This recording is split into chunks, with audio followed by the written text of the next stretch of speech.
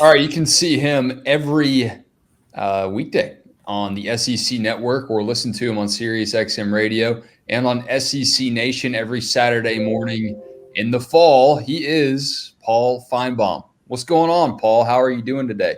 Well, it's doing great. Always fun to come into your little crib here, see what's going on. Yeah, if you're just listening, Paul is just nestled up right beside me here for this episode. Uh, we like to just focus on great high school sports stories on this show here, Paul. And I'll take you out of the college athletics world for a few minutes here and let you walk down memory lane. You actually went to two different high schools. You started off at Christian Brothers, and I don't know if that's the name of a person or if it was a group of people. And then you hit the transfer portal and you went to White Station. Do I have that lined up? Yeah, it's interesting. Christian Brothers, it was run by a group of Catholic priests, and it was a school that wasn't far from where we lived, and it was a particularly good school, and my parents wanted me to have a good education. So my athletic career there was fairly short-lived. Wes, the very first, I think it was very. I was not particularly athletic at that age. I became a little better, and I'll tell you that story in a minute. But so we were having PE class, I think, on the first Monday of the year, and the coach was the head coach at Christian Brothers, a guy named Tom Nix, very famous coach, Hall of Famer, you know the drill, multiple state championships, and it was fairly tough. I mean, I was like there were some of my buddies were literally getting up and throwing up. And I was doing something, and he kind of walked over to me, and I guess he knew the names of everybody by then, or maybe it was the second week. And I was doing push-ups or something, and I was struggling, and he started like kicking me. And nowadays I would have owned the high school, but back then you just did whatever they told you to do. And finally, he just said, "You're an absolute disgrace, Finebaum. I'm a complete disgrace." He said, and the CBHS had just lost the opening game to a major rival, which was an upset. And he said, "You're as sorry as my football team." And he just walked away. Oh. And I've never, by the way, years later, after I started doing what I'm doing, I was back in town and ran into him and told him that story. And he was a very old man at the time. He died about 4 years ago. And he got the biggest kick out of it because literally, right? So that was, I was a fan, but I wasn't much of an athlete. And then I did leave. The reason I left, not to get too deep into the weeds here, but you got a better offer. Clearly, you had a better NIL deal. Sadly, I didn't. It was a matter of financial though. My dad died in March of my 10th grade. Suddenly, he was obviously a very young guy. He was in his 40s, and we went from being middle class to poor overnight. And first thing that went, I had to transfer schools, which was interesting though, because I ended up losing a lot of weight in the aftermath of it and was a completely different person than I had been. So I'd also taken almost every hard course you had to take at this Christian Brothers school. So by the time I got to a public school, I just socialized. I mean, there was nothing left for me to do because my senior year, I don't think I think I was done at 11:15 in the morning. So it was a great 2 years at White Station. I didn't go to a lot of high school football games at that point because I'd gone to all the games at Christian Brothers because you had to. And I remember my last 2 years very fondly, and it opened up the door for the rest of my life. Yeah, I don't want to make light of that. What kind of impact did that have on who you were and who you became and what you decided to pursue professionally in your life?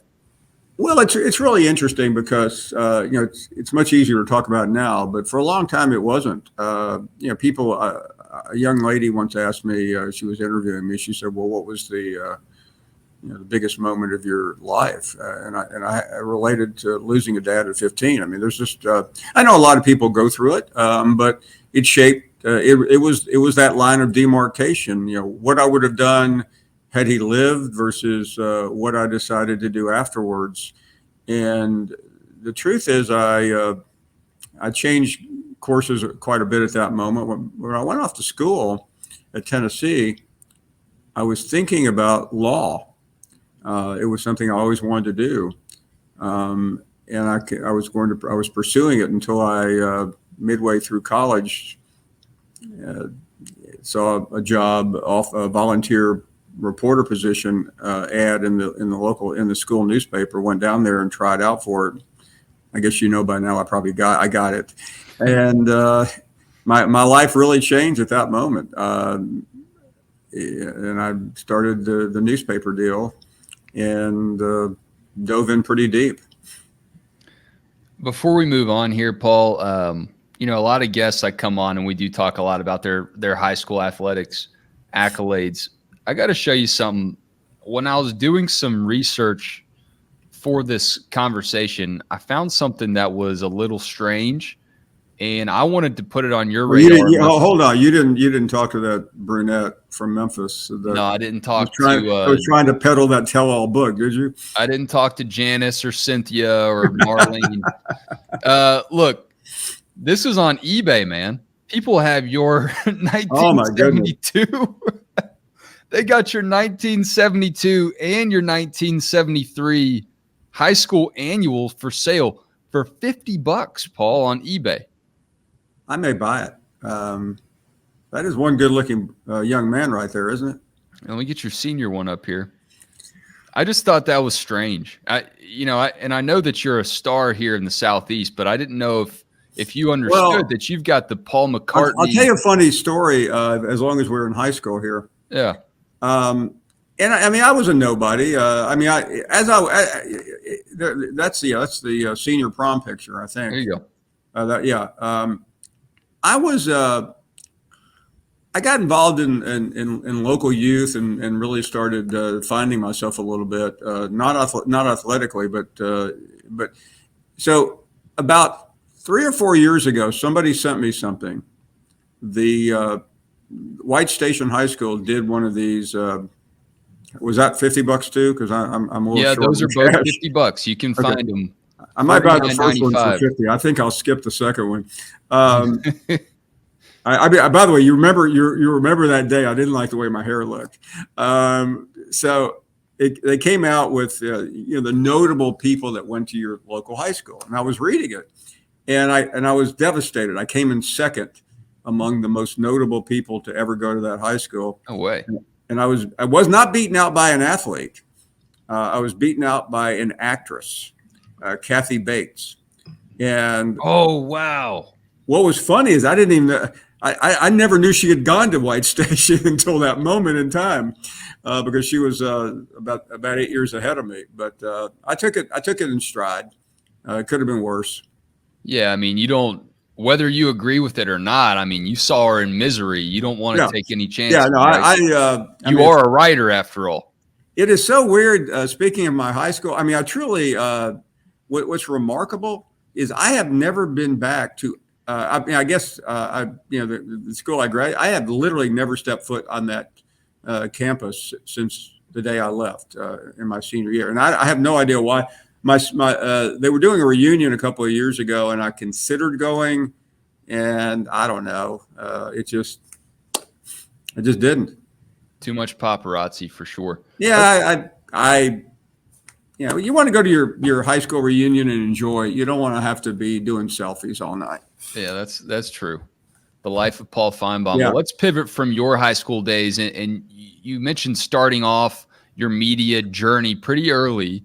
What are some coaches you covered? Because when you start out in newspapers or news in general, it's pretty rare for you to not cover high school football or high school sports in some way, shape, or form. Was there a coach? Was there a team that sticks out to you from early on in your career that was like, this is the quintessential high school football stop along the way? Well, I did cover high school football for 1 year, Wes. My first job was in Shreveport, Louisiana. Oof. And you did everything. I'll give you one sample weekend. I went to a high school game every Friday night, and it was. I mean, I'd been to high school games, but I'd never covered one before, which is pretty amazing. That most people cover high school football while they're in high school or college. I never did. So I would go to a high school game on Friday. I usually would then fly to an LSU game Saturday morning. I covered LSU for the most part. And then Sunday, not every week, but probably about every other week, I would either go to Dallas or New Orleans to cover a Saints or Cowboys game. And I have to tell you, I've never matched my first year. I've never quite matched that because, I mean, it was pretty amazing for a 22-year-old guy to be covering that type of repertoire. So it was, but probably the most interesting thing and coach you mentioned, I cherish it to this day. And a lot of people may not, maybe younger people won't recognize it, but anybody a little bit older will. I had the opportunity in October of my first year covering college football to literally spend the entire weekend with Eddie Robinson, who was the head coach at Grambling. Yeah. I mean, there are those who argue he's the greatest coach of all time. He doesn't get credit for it.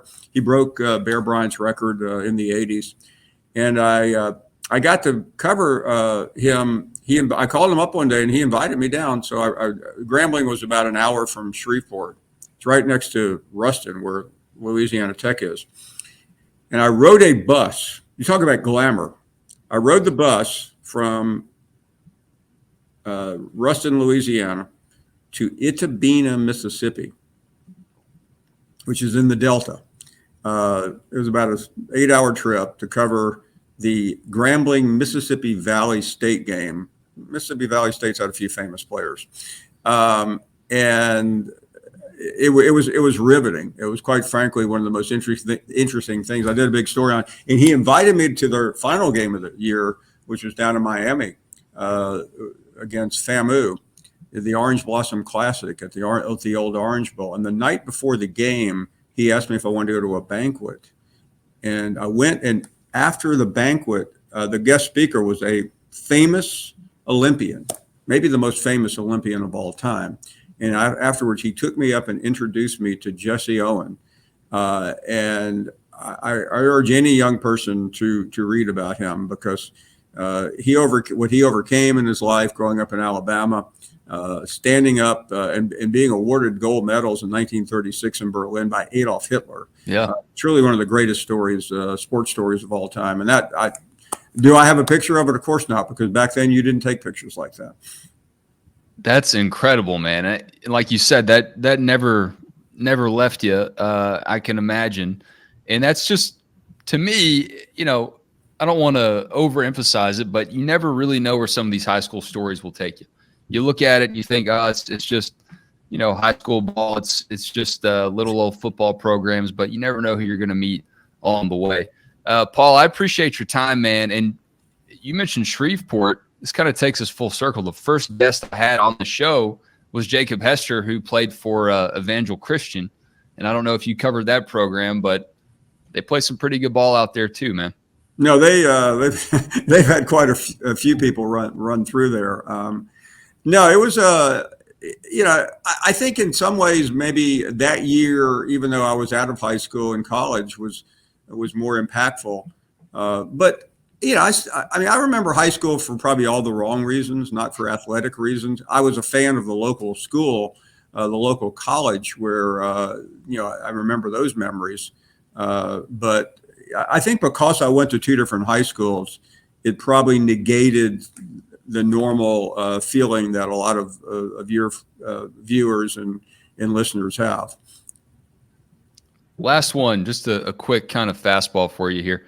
It's easy to get caught up in high school rankings, and you hear, the guys like Arch Manning that come along, mm-hmm. and you've seen a million of them by this point in your career. Who's the one guy that you really did hear making waves in football that you're maybe a little skeptical about, but by the time his college and maybe even pro career was done, you were like, that guy actually lived up to the hype? Yeah, I mean, I did cover a lot of high school. By the way, in my early days of reporting, I did a couple of investigative pieces into high school. But the guy that I covered in high school, and he wasn't that great. You know the story. He was a basketball player, and he wasn't particularly heavily recruited. It really came down before a Christmas tournament. Nobody wanted him, and he outplayed the number one high school player in the state at this particular Christmas tournament. And suddenly, everybody turned on to this overweight, clunky, chunky kid from Leeds, Alabama. There you who go. later became Charles Barkley. And he owes you everything at this point in his He career. does. I joke about it now. He was like he wasn't even the top 5 players in the state, and he ended up going to Auburn because they came in quickly once they saw him outplay this other guy in this Christmas tournament. My favorite Barkley memory, not to get way too off I covered Auburn basketball a little bit his freshman year, and there was a game in Houston. They were playing the Fly Slamma Jamma, I think was the famous Houston teams of the early 80s, which were in the national championship game a couple of times. And about midnight, I got a knock on my hotel room. I was staying at the same hotel as Auburn. And this is like 1982 or 83. And it was I think it was Domino's. It was a Domino's pizza delivery guy. And I said, "Excuse me." He said, "Yeah, I'm here to deliver a pizza." And then down the hall, I see Barkley open the door. He said, "Hey, down here." And I mean, you've heard those rumors. I saw it with my own eyes. Guy like to eat. Paul, thank you so much, man. As I mentioned, every weekday on the SEC Network, 3:00 Eastern, and SEC Nation during football season. Did I miss anything? You didn't, and I don't think I answered one question you asked me, but I had a blast. That's the way it goes, man. That's the way it goes. The best questions are the ones I didn't ask. Appreciate it, man. Thank you, Wes.